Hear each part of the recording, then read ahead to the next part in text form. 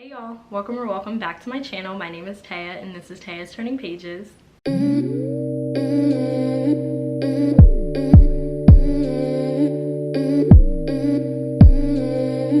By the title of today's video, you can tell that this is going to be my December wrap-up. I did read a hodgepodge of things and I talked about this in my January TBR video. I'm not sure if this video is going to go up before or after that one, but I did talk about how I had a very chaotic and disorienting reading experience because I didn't have a set TBR, I didn't have any structure, so I kind of just picked up whatever book that I felt like reading at that time, and it was great, it was fine, but it also wasn't great or fine because, like I said, it was pretty chaotic. But I did enjoy the books that I read for the most part, which I'm again happy about, but I know moving forward I need to have some structure with my TBRs because oof. But yeah, we have quite a few books to get through, so let's get started. I'm gonna break it up by genre, so I'm gonna start off with thrillers because the first book that I read was a thriller. I can never pronounce that right. Thrillers. I feel like really enunciative, but the first book that I read for the month, or the first thriller that I read for the month, is Behind Closed Doors by B.A. Paris. So this is a story that follows a quintessential perfect couple named Jack and Grace. They are very wealthy, very affluent, and they have a lot of status and privilege in their gated community. And to the outside world, again, they are very perfect, but when you go behind closed doors, you realize very quickly that there is a dark and sinister secret that they are both harboring. And I don't want to say too much because I feel like this is one of those books where you should go into it not knowing too much, but I will say that there are themes of abuse and just gaslighting, manipulation, etc. So definitely look up trigger warnings, but I did give this book a 4.5 out of 5 stars. I thought this book was really something, to be honest. I listened to this on audiobook, and the narrator, I think her name is Georgia Clark. Ooh, I think Georgie? I'm not really sure, but I will put her name up on the screen here. She was phenomenal. She did so many different voices for all of the characters, so Jack, Grace, and Grace's sister, Millie, and it was just, oh, it was so good. And it made the story, I feel like, a lot more emotional, to be honest.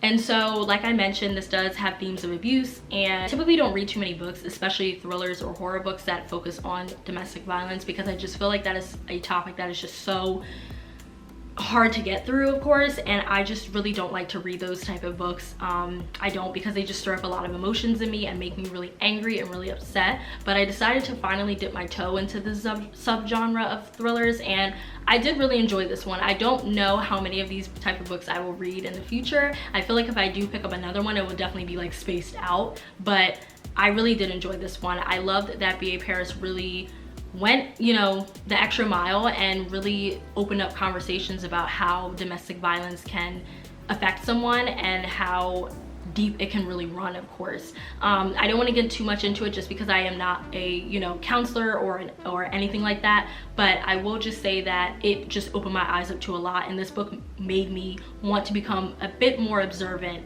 when it comes to, you know, my friends and just people that I meet in general, and just to make sure that they are okay, because you really don't know what someone is going through, of course, especially behind closed doors.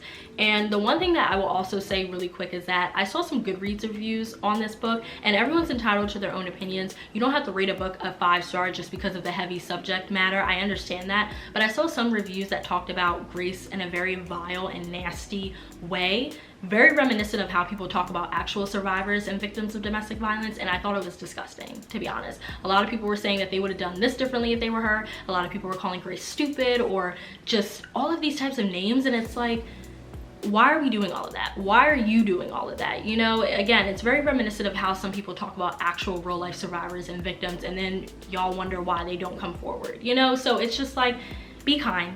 It costs nothing to be kind. That's it. That's all I gotta say on that front. But yes, definitely recommend picking up this book if you can handle it, but please look up trigger warnings. So moving on from that book, the next thriller that I read for the month is A Flicker in the Dark by Stacey Willingham, and y'all can see that I did tab this because this book was so good. It was so good. So this was a book of the month pick for December, and this was the thriller pick. The story actually follows a young woman named Chloe Davis, who is the child of a notorious serial killer. Her father was tried and convicted for killing 6 teenage girls in her hometown of Louisiana, and so Chloe and her brother Cooper had to grow up in the shadows of all of that, and they had to really figure out how they were going to navigate life now as adults, especially, you know, know, given the circumstances and knowing who their father was. So fast forward to the present day, Chloe is actually a psychologist and she has her own practice, and she pretty much focuses on teenage girls and helping them out and really getting to the root and the crux of their problems. And then her brother Cooper, I don't remember exactly what he did, but I think he was more so like just, you know, doing what's it called, like trade type of jobs. So they're pretty much living normal lives, or normal lives as they can be. But one day Chloe realizes that the 20th anniversary of the, I think, first murder of one of the teenage girls is coming up, and she starts to realize that 2 teenage girls in her like new hometown went missing, and she starts to wonder if this is connected to her dad's case. She wonders if it's a copycat or if somehow they didn't really catch the correct man. So you follow Chloe on this journey of just trying to figure out what is really going on, and also watching her work through, to an extent, the trauma that she has been harboring and holding on to since her childhood. So I rated this book a 5 out of 5 stars. Brilliant, loved it. This was so freaking good. I will keep saying this until I go blue in the face. Lyrical thrillers and mysteries are the best, period. Don't argue with me. I'm right. I love lyrical mystery and thrillers. They are so well done. Like, the writing is so good, the prose is so good, but also the plot itself. And just, I love how the writing pushes the plot sometimes. Like, I don't even know how that makes sense, but for me it makes sense. So this is the debut. So Stacey Willingham, to me, came out the gate swinging with this one. This is very reminiscent of Where the Crawdads Sing, as well as Everything We Didn't Say by Nicole Bart. So if you are interested in those 2 books, or you like those 2, I think you will like this one. I also really enjoyed the atmospheric tone of this book. It took place in the summertime, and this is set in Louisiana, so you get that southern feel. And like most people, I really like books that take place in the South. I am not from the South, I am a northerner. I'm from Pennsylvania, so I've never really ventured out or ventured down to the South, but this book and these type of books make me want to go, because like it just seems like, I don't know, like a different vibe. Like, I don't really know, but I really love the atmospheric tone of this. Chloe really talks about her childhood and what it was like growing up as her father's daughter, and she didn't really suspect a lot of what he was doing, of course, because she was a young girl. And she talked a lot about her summertime, in particular in summer break, with her brother Cooper. Her and her brother Cooper are very close, and I felt like a sense of comfort for her was revisiting her childhood summers. So she talked a lot about how her and Cooper would play outside all the time, running around bare feet in the grass, catching fireflies. Fireflies is a big thing in this book, and also just being a kid and like just not having to do anything during the summer when you're a kid. So I loved all of that, because it made me think of my childhood, of course, and like made me think of all of those things with my friends. But I thought this book was brilliantly done. The plot twists were freaking insane. I will say the one thing that I didn't really care for was the actual like killer reveal. I didn't really care for that, but I still liked this book enough that I rated it a 5 stars, and I still stand behind that. But I definitely would have liked if it was somebody different. I don't know, but either way, great book. Definitely recommend if you have not picked this up from Book of the Month yet. Their thrillers are just really good to me. I always find gems on there, so I cannot wait to see what Stacey Willingham comes out with next, because this was a banger. Last thriller that I read for the month was Not a Happy Family by Sherry Lapina. So I've actually had this book sitting on my bookshelf since August, because this was a Book of the Month pick for that month. And so this follows a family named the Mertens, and this is all in the synopsis, but unfortunately, parents, Mr. and Mrs. Merton, are murdered, brutally murdered, and the police are trying to figure out exactly who did it. And they are interviewing other suspects, but they are zeroing in more and more on the kids, because they think that Mr. and Mrs. Merton's children, or one of them or all of them, could have done it. So they do have 3 adult children named Catherine, Dan, and Jenna, and this family is really, really dysfunctional. They are awful to each other. Like, not a likable character in here at all, honestly. They, in terms of the kids, like in terms of the family, nobody is likable. None of them are redeemable. All of them are a hot mess. And to me, I didn't root for any of them. I was like, honestly, I hope one of y'all gets caught, because you guys are crazy. You guys are actually crazy. But you do follow multiple POVs in this story. So you follow not only the adult children's thoughts and, you know, inner monologues, but you also follow their love interests. So their husbands and wives and girlfriends and boyfriends. You also follow the former housekeeper and nanny. You also follow the detectives, as well as their Aunt Audrey, and just so many other characters. So there are a plethora of characters that you do have to keep up with. I will say that I had a fine, you know, experience and a fine time keeping up with everybody. In the beginning, I did have to flip back and forth just for a little bit, but for the most part, I felt like it was easy to differentiate and identify which character was which, to be honest. But yes, so going back to the actual plot, The police are trying to, like I said, figure out who exactly did it, and the story pretty much takes off from there. This book was fun. It was camp. I gave this a 4 out of 5 stars. I enjoyed my time reading this from page 1 all the way to the epilogue. I thought that this was such a hoot. It was a hoot. And honestly, I understand why people don't like this one, because it is very campy. I get it, and it is one of those thrillers that is just very, it's more fun and it's more light compared to something like A Flicker in the Dark or, you know, No Exit or something like that. But I still have fun reading this, and I feel like sometimes you just need thrillers that you can get through quick and that are just making you laugh, I don't know, along the way. I will say that there is a part in here that gets really, really dark, and I was not expecting that. I was taken aback a little bit. I was like, ooh, okay, did not see that coming. But I still enjoyed the book for what it was, and I'm definitely looking forward to picking up more from Sherry Lapina. I know she has a lot of other thriller books out right now, and I feel like she gets a lot of praise in general when it comes to the thriller community. So this one was a banger, so I can't wait to read more from her. So now we're gonna move on to literary fiction / a nonfiction read. I am going to then close out the video with romance because I feel like that's just more fun. But the only nonfiction book that I read for the month was Hood Feminism, Notes from the Women That a Movement Forgot by Mikki Kendall. And please ignore this nasty sticker residue. I still can never get these things off. But anyways, so I actually listened to this on Libby versus reading this, and I actually enjoyed that a lot more because Mikki Kendall narrates this, and I just thought she did a really good job. It was really cool to hear her tone and how she enunciated things and how she emphasized certain chapters and how she really got passionate for just different, you know, subtext and everything like that within the book. So this one pretty much just talks about intersectional feminism and how a lot of the times white feminists won't take that into account. So there are just so many different topics in here that affect Black women in particular differently than it does white women or other racial groups. So Mikki Kendall talks about how Black women and girls are sexualized from a young age. She also talks about how you're pretty for a Black girl type of situation. She talks about eating disorders. She talks about how Black women and girls are murdered and missing at a disadvantage when it comes to getting their cases solved. So there are just so many different topics in here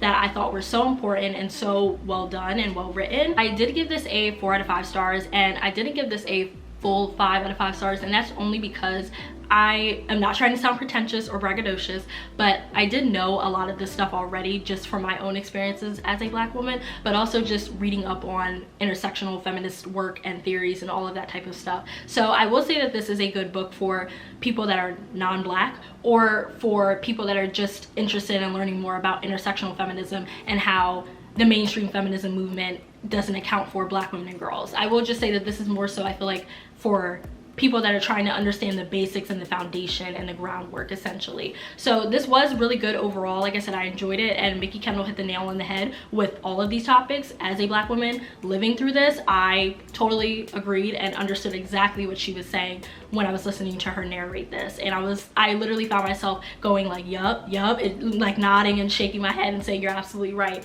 So I definitely recommend picking this book up again if you're interested in just learning the basics and the foundations of intersectional feminism and what that means for Black women and girls in particular. The next book that I have here actually is more historical fiction. That is what it's classified as, even though I thought it was literary fiction because it definitely had that vibe. But it is An Emotion of Great Delight by Tahira Mafi, and right here it says that this is a stunning novel about love and loneliness, navigating the hyphen of dual identity, and reclaiming your right to joy even when you're trapped in the amber of sorrow. So I think that is a great synopsis because yes, that makes total sense. That's literally what it was.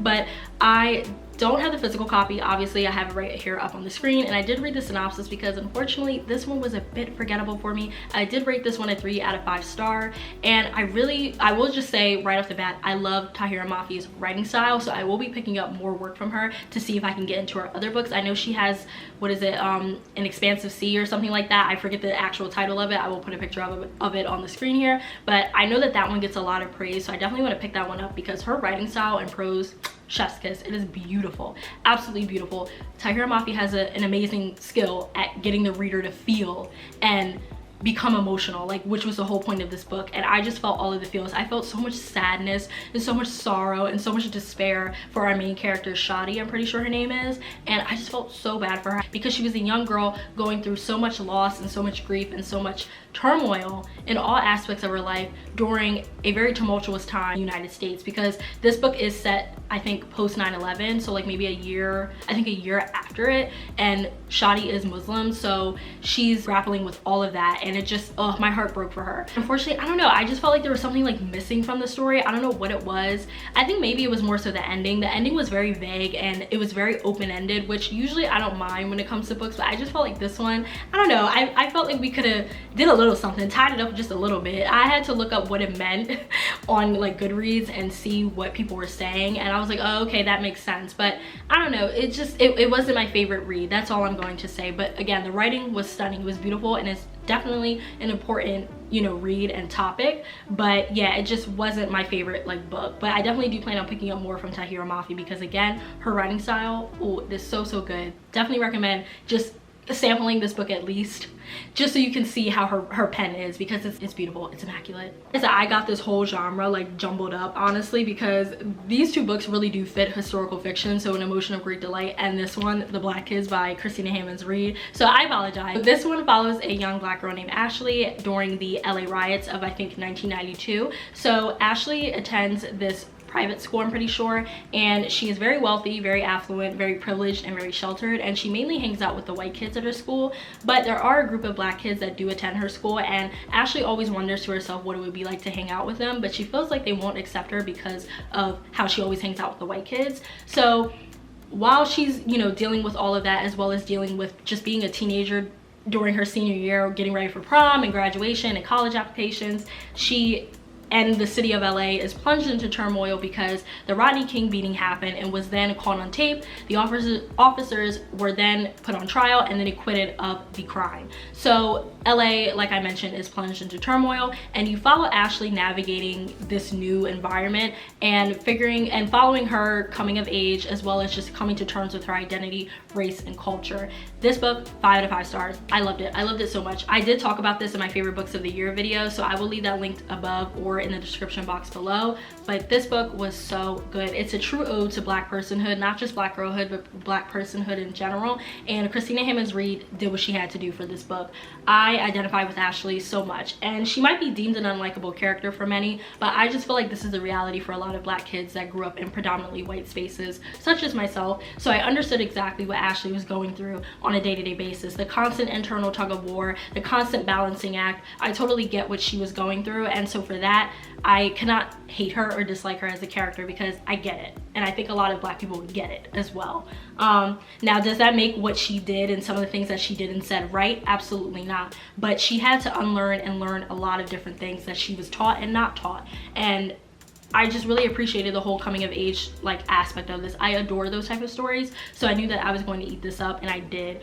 I also loved how Ashley just really, again, came to terms with her identity and her culture, and really went out of her way to understand the struggles that black people have to face on a day-to-day basis, and what that Rodney King beating and verdict and what the LA riots really meant and you know, taught the black community essentially. So I love this. Again, 5 out of 5 stars. I really want to read more from this author. This was so good, especially for a YA novel. This was very digestible. It was phenomenal. I just felt like this should be required reading, period. I don't care. And I really like that this took place during the LA riots, because I feel like we don't have a lot of stories that center around that time, and we really need those type of books.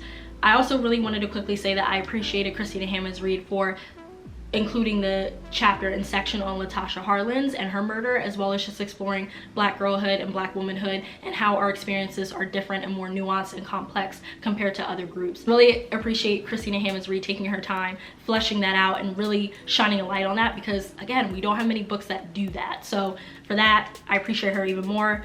This is a great book. Pick this up, whether you read YA or not. I just feel like this is a book that can teach everybody something. The last section is romance. I promise the genre is correct. This book that I read for the month of December was The Love Hypothesis by Ali Hazelwood. I told you guys in my books that I want to read before the end of the year video that I would read this one, and I did it. I really want to go into the full synopsis of this one because it is so popular, but I will just read the little blurb here, and it says, when a fake relationship between scientists meet the irresistible force of attraction, it throws one woman's carefully calculated theories on love into chaos. So this does have fake dating. This does have grumpy sunshine. It also has I hate everybody but her trope. It has all of that wrapped up into this. And so I gave this a 4 out of 5 stars. I thought this was such a cute read. It was a cute rom-com. I really enjoyed it. I see why this is people's favorites and why this made a lot of people's favorite books of the year list, because Ali Hazelwood snapped. That's all I can really say. I really enjoyed the women in STEM representation. So I'm not a woman in STEM, but I am very supportive of my girlies that are in STEM, and I know you guys are shattering every glass ceiling in your wake and becoming trailblazers in the field, and for that I love and appreciate you, and keep up the great work. I love that Ali Hazelwood shined a light on that and how difficult it can be to navigate STEM as a woman. And I also loved how she talked about how difficult it is to be a graduate student in a PhD program. I only completed undergrad, but I can only imagine how difficult it is to, you know, go into a graduate program. I have a lot of friends that are in graduate programs now, and they're always stressing about a paper, their dissertation, all of that. So I really like that Ali, you know, again, shined a light on that aspect of education. And going on to the characters themselves, starting with Olive, she was so funny. She was so freaking funny, y'all. Like, I just love when authors can write characters in a funny, witty, and just give them good banter, you know, give them good dialogue. I thought she was so funny. I was cackling and snorting at 90% of the stuff that she was saying. There were some questionable things that she said that kind of made me look at her like, girl, what are you talking about? But for the most part, she was really funny. And I just really liked how she was pretty down to earth. And again, going back to Ali Hazelwood's writing, she did a really great job at showing the complexities of imposter syndrome, especially as a woman in a male-dominated field. I think that there are just so many important conversations and topics that this book actually has. It's not just about the romance. There's so many other real world and real life themes that Ali Hazelwood incorporated into this, and I love when romances can do that, and she did it very well. I also really liked how Olive was so loyal and dedicated to her friends, especially her friendship with An. Oh my god, I loved it. I loved it, and I love An. But her friendship with An was so beautiful, and we just need more wholesome female friendships like that, you know. Just, it was a true women supporting women in this book, and I loved it. And then moving on to Adam, he was okay.